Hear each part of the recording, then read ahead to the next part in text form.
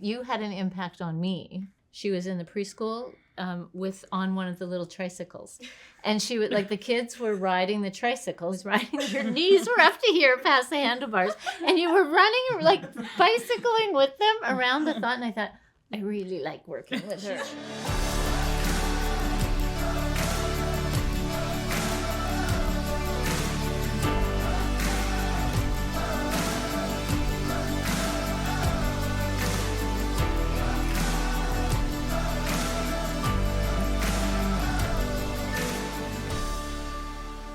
I knew I've always wanted to teach in some capacity, but I knew when I volunteered and I started working as a lunch supervisor at the kindergarten classroom, I knew right then and there, this was it. And so I went back to school. My youngest son said, "You're nuts for going back to doing this." And I said, "But this is something I love doing." Over 2 years ago, I decided I'm going to go back to school, did my RECE, loved it, and then went to a job fair, and lo and behold, I had 2 resumes, one for the school board, one for YMCA. I had gone to the Early On, didn't even know Early On existed at the time, and I saw the setup of the gym program that they ran, and I was like, this is it. This is where I need to be. This is where I want to be. I like to see it in the kids' eyes when their eyes shine, just because you help them, show them that their shoes is this way or that, they draw your head like 10 times big when they show you the picture. They always get the hair right, but never the features is just my eyes are down here. But the point is they're excited, and so it's the little things that they just show and that they know that you appreciate it. I have a perma-grain constantly because of it. I'm an educational assistant, and I got into the school board, and I liked it, but it was this is how you were supposed to do things. And the YMCA offers a lot more flexibility. The kids get choices, the kids start playing, you play with them. And I realized the whole recreation thing is something I've wanted to do my whole life, and this just fits so wonderfully with that. It's creative. I have a recreation. I play all day. I get paid to play all day. And the honesty is what keeps you going. It's so refreshing. Yeah. And I feel so too, every day looks so different. Yes. Like it's not structured. Like you walk in, every day you don't know what's going to happen. You never know what's going to happen. Yeah. I pursued my kindergarten teaching career in Austria. Which was in German.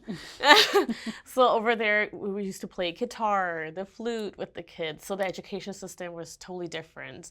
And then when we decided as a family to move to Canada, I had to redo my education because it was not accepted here. So when I moved to Canada, and I saw about the RECE with Humber College, then I pursued the 2 years program, and then I've always heard about the YMCA, that they're flexible, that the child is able to grow on its own, that we learn through playing. So it's not structured, it's really based on the child. And I'm like, that reminds me of Austria, that reminds me of the education that I've done back home.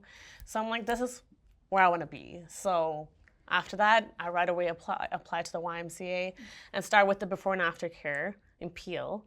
And then from there, I started growing to childcare, and so.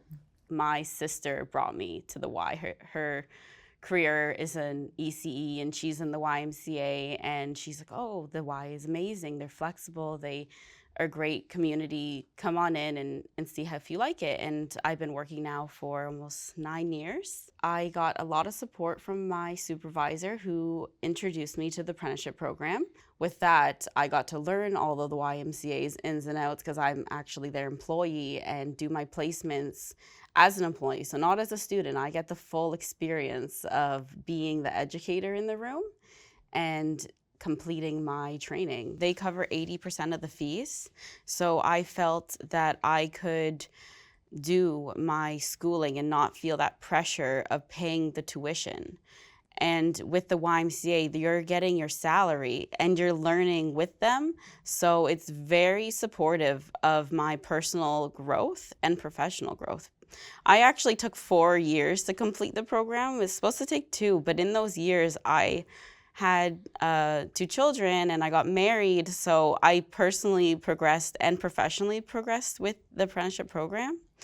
And I also did apply for the ECE grant, and just even being in the program, I was able to become ministry approved. I've been to 3 different centers, and every center I've been to, the team was strong. So when you were down, you had somebody step in for you, and just a place to vent, talk to about, because all of them are going through the same experiences together.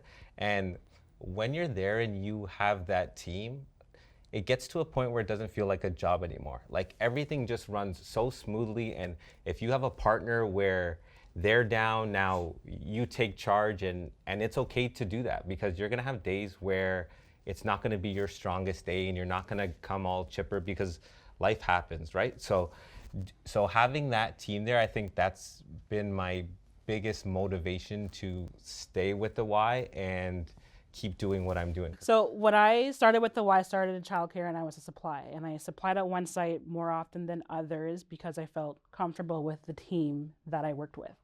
And my supervisor put me in a classroom and I worked there more so in my toddler room. And it was from there where she noticed, and she told me this herself, that, hey, I see something in you.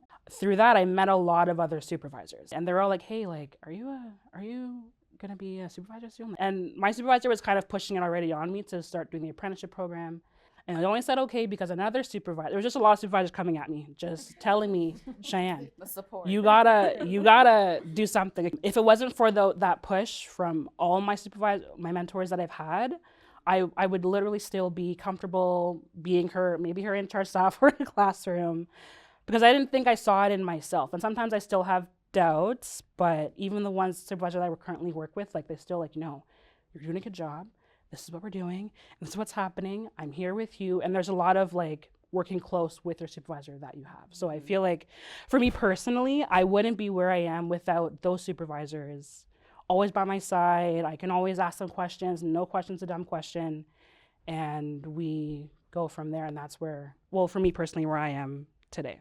We worry about so much every day, but actually it's so simple. Like just seeing their smiles and just seeing life through them, I think that what makes me happy and kind of takes me away from my everyday life. Now that I'm in my 10th plus year of doing ECE, some of those kids that I had when they were younger, they're grown now. So it's just so cool to hear those stories. So we're practicing with this team, and I keep looking at this kid who's not a kid anymore, and I'm like, I recognize the face, but I didn't know where it was from.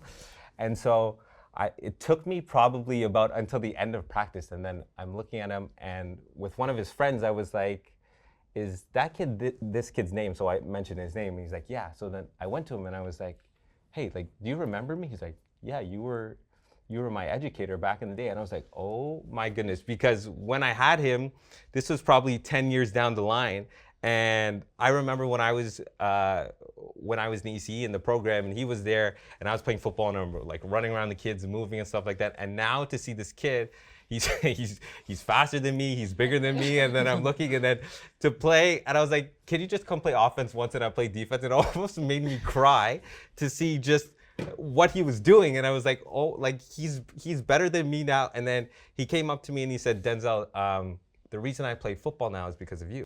When you're in the field long enough, you'll have so many of these stories, and having stories like that is just like, okay, so you're here for the right reasons, and you actually make a huge impact on these kids' life. Like sometimes I do tell myself too, I'm like, I don't think I'm doing anything, like it's not impacting them, but it is, because sometimes you have to remind yourself you are, because... And because when you were talking about your story earlier, you had an impact on me, because when I first came to your center to help out in the summer, she was in the preschool on one of the little tricycles. And she would, like, the kids were riding the tricycles, and some could do it and some couldn't. And Petra got on and was riding, your knees were up to here past the handlebars, and you were running, like, bicycling with them around the thought, and I thought, I really like working with her. You could see the kids, yes, and you could see the kids just like, I can get you, Petra. Yeah. It was such a moment, like it stood out to me, because I thought seeing it, I could see how the kids were responding to it. And I thought, that's what I want. That's what I want when I walk in. So you were not only making an impact on the kids, Petra, but you made a big impact on me, because that was the kind of educator. And I can think back, there's a couple educators that I worked with that I look back now, and they were born to work in the infant room, or they were born to work in the toddler room. And it was just, I hope that I've had that kind of impact on some of the kids. If you don't have those soft skills, like I'm talking patience, empathy, compassion, active listening, just communication, the collaboration between your team, the children, the families, the community partners, you are a done deal. You are done for. So for me, if you are coming into this profession as an RECE and working for the YMCA or just any company, in fact, those skills, and I know a lot of times people write those off. I know sometimes we're all going for those hard, you go to college, you get these skills, those hard skills. You need those, yes, but in order for you to be inclusive to others, and if you don't come in with all that, adaptability, flexibility is one of those. Actively listening to the parents to deal with the diverse group of people that are coming in. Like everybody, you need to be empathetic and kind and generous. Okay, so the way I build trust is through one, which is what we all do already, is building those connections with everybody, your staff, your children, your families. You want the children to be able to come to you with issues, or for them to feel they can rely on your emotional support to help them through whatever it is they are going through. It doesn't happen overnight. Oh, it takes time. Like, it takes time. It takes time. One of the skills is the creativity that you mentioned, Petra, but it's the balancing the creativity with the administrative part. Right. And I think for many people coming into the field, that's the challenge. They're either very creative and all of the program planning, the written activities, the documentation, they really struggle with. Or they're really good with the administrative, the checking off the attendance and all the paperwork duties, but they struggle with the creativity. So I don't know a word for the skill that you need to be able to combine I feel both like of balance. Balance? Is that, when you have room partners, like you have your one room partner who's better with the creativity part, then you have the one room partner who's better off with the administrative part. So I feel like when I was in preschool, I had a room partner who was good with all the math, science activities or language activities. Well, and when you and I worked together, I know, we worked you together. were really good with the administrative and the creative, but my strength was more the creative. Like all of us could say we've tried almost every age group, and we kind of know what we like. And if I was talking to someone who was like thinking about getting a job at the Y but wasn't sure, I would tell them that you are supported and they want to see your personal and professional growth. So it's not like they're just gonna throw you in and not want you to succeed. They are like supporting your success. When I started, I only had maybe one other job, and then I started very young, and they supported me. And when I realized, oh, I love this career, they're like, okay, great, this is the apprenticeship program. We're going to support you, and you're going to succeed. You're going to move up in the Y. And I could see myself in the future as a supervisor. I honestly see myself in the future as the person who comes in and does the curriculum, because I love it so much. So that's just my personal experience towards that. Sorry, a lot of energy. That's good. That's what I'm thinking as you're talking, because I didn't realize how much I like the training part of it, and how much taking the time to train someone made a difference between them succeeding in the job or going, I got to find something else. I don't know if you get this, Valerie, but people always want the details ins and out of the apprenticeship program. And you would think that I am like working for this apprenticeship program, the way I support it and telling them all the details. And like, please, we just want more people to come into our community and it's not succeed. Just working as an educator, like as you're saying. Yeah. There's movement, there is growth. You just got to test it out, see where you like, and literally 90% of the time, you'll like a site, one particular, maybe two. Like, where am I gonna go? Where am I gonna go? I remember getting a lot of offers, like, oh, can I hire you here? Can I hire you here?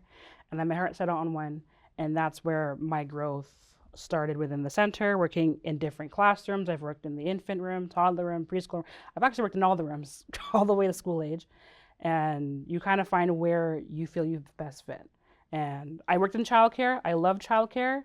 Now that I work with my older kids, the bond's different and the relationships and my responsibility is different. So I think that I'm comfortable where I've been. But I'm sure my mentors currently will tell me to try and push me forward. Well, I think it's We'll important see. you had an open mind. Yeah, Because that that's too. Denzel and I were talking about, you find that one that you really like to stay with. You Yeah. get that age group.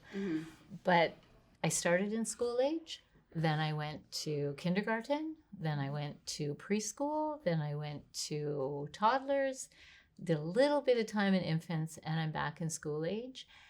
And I'm really glad. School age is my thing. It's just, however, I learned so much. There's tools that I learned in working with preschool student kids that I can now use in school age. That if I was only in school age, I wouldn't have that knowledge. So I think it's important to be open-minded. Right. And my manager, my supervisors were okay with that, like going to them and saying, I'd really like to try something different. That was me too, because I started with before and after, before I jumped into childcare. And then once I kind of got my groove that, okay, I'm comfortable where I am, but I do want to learn more. Like I see myself, I have more potential. I've seen the Y for years. I had no idea about their childcare. Not to this level anyway. I didn't know about their childcare. I didn't know about some of the other things, but I knew that it was a good organization that people trusted. I think what really got me into the Y as well was the inclusiveness. Doesn't matter what your background is, what your history is, you're welcome. Like my history leads, like my parents are from India, then I was born in Europe, and then coming here, it was tough. Like it was tough just having to move. And I was like, I don't know where I belong. Like, I don't know where it's gonna take me. But then when I had my interview with the Y and got in, and I saw, okay, like there's so many other people who went through so much stuff and their history and their background. So I feel like if I know somebody who's like at the curve to decide, hey, do I want to join the Y or not? I would say the same thing, like the way Valerie was, just jump in. Like the Y has so much more to offer. We have similar stories. Like, I never knew where I fitted, because I came from Jamaica. I have a multicultural family that I loved, but you could never find that, where do I fit? And so to come to the YMCA and you have that network of families that speak the same language and you get to meet up and have that communal, chat, there's a spot for everyone. And so I think this is home, because the Y offers that diversity for everyone, including myself. I've never felt so much at home as I do in this field. If anybody's considering a career in it, you're gonna do it and you're gonna love it, because it's home. It's welcoming, and we all bring a unique background and personality to the table, but you're accepted. So that's why I would tell anybody that, like, if you want to feel involved in something and belonging, join the Y. Everybody carries something unique in them, and I kind of love seeing how the Y is growing, and that there's so many different kind of supervisors with different kind of personalities, and educators with different personalities, and we have the opportunity to grow. And I always doubted myself, but I always had a support behind me. Like, no, you can do so much more. You come in with your own character and who you are, and you'll shine when you shine, because the Y has so much to offer. I've learned so much about myself. I've been humbled often, which it's something that I haven't had in other careers that I've another different type of career. In the private sector, it was very different, and there's different values here at the YMCA that I think it's worth giving it a try. So if you were sitting on the fence, I'd say jump in, start as a supply. When you find where you want to be, and the team that you work with, and the supervisors and your co-workers, your room partners, there's that sense of we're all in this together that I think drew me in. 100%, that's what drew me in. And why I was so comfortable staying where I wanted to be and fearful of what was outside of what I already knew, because I was so comfortable with where I was and the kids I was working with, the families I was working with, and the team I had. So without that sense of familial family that we all kind of need, because we're with these people for 8 hours a day, with the children that we're with, you know, I wouldn't feel like I can get up every day to come to work every day. So without that sense of feeling like I'm not alone in this, I have people beside me that do the exact same thing we do. We're all in this together. That togetherness that the team, a really good team can have, is what kind of keeps me going. And I think that's what would draw other educators into the field as well. In other jobs I had to go to, I had to change into what that company wanted, right? In a couple other roles that I've had. It was like, this is what we do in this company. This is your guidelines. This is how you're going to do your job. And I could put a little bit of myself into it. But with the Y, there's none of those restraints. Like, yes, we do have a lot of guidelines, but there's a lot of flexibility to be who you are. I feel so too. The YMCA is not just a name. Like, everybody has each other's back. You can reach out to any person. Like, HR is there. Like, you know, not just supervisors and management. Like, there's so many people more behind the curtain that are here for us to support us. You can tell when people are really committed to the Y because they Get to shine. at they the end of the day. Shine on. There you go. Shine on. Shine on. Shine on.